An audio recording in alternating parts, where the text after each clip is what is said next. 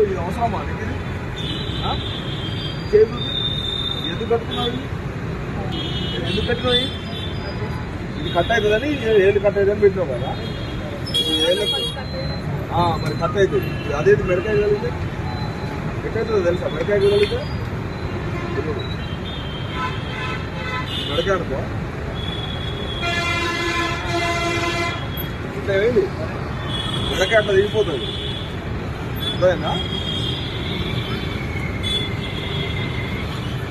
ఏమవుతుంది?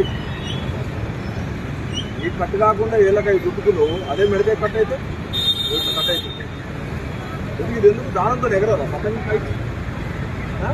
ఎందుకు వాడడం ఏమొచ్చింది?